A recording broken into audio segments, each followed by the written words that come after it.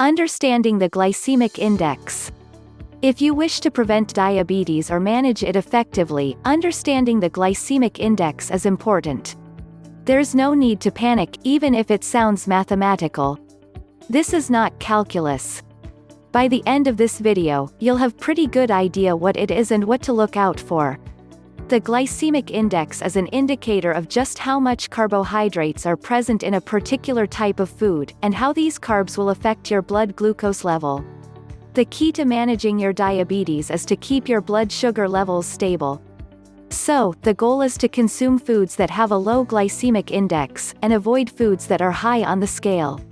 Studies have shown that a diet that raises your blood glucose to high levels can lead to cardiovascular disease. Pure glucose has a rating of 100. Everything else falls below that. Ideally, the foods you eat should be below the 50 mark. These foods are broken down slowly by the body, and because of this, your blood sugar doesn't go up significantly. Foods such as white bread, white rice, candy, etc. are simple carbohydrates that are easily and rapidly broken down by the body. The speed at which the body breaks down the carbs determines the blood sugar spike. The faster it's broken down, the higher the blood sugar level. Foods in the 56 to 69 range are medium glycemic index foods, and should be consumed in moderation. Foods with a glycemic index of 70 and above should be avoided as much as possible. There is a diet known as the GI diet, and it's especially useful for diabetes patients. You may wish to do more research on this topic and plan a diet for yourself, so that your blood glucose levels are stable even after meals. There are several benefits of a low glycemic diet. For starters, you'll start to lose weight because the body will not have blood glucose spikes. Losing excess weight is one of the best ways to manage diabetes.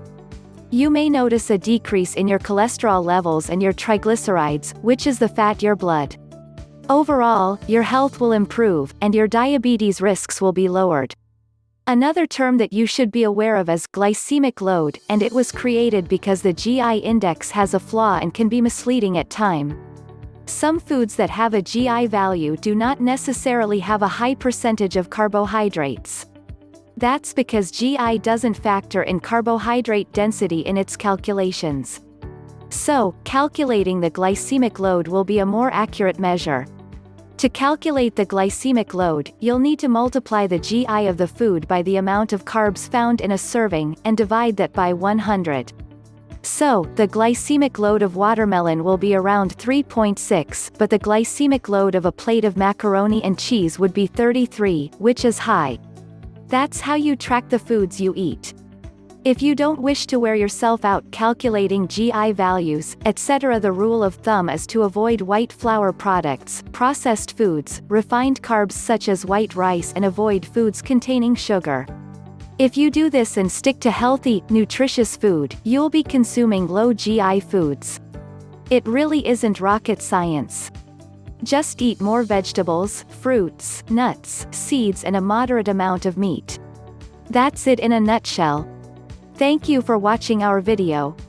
And don't forget to check our #1 recommendation to reverse diabetes.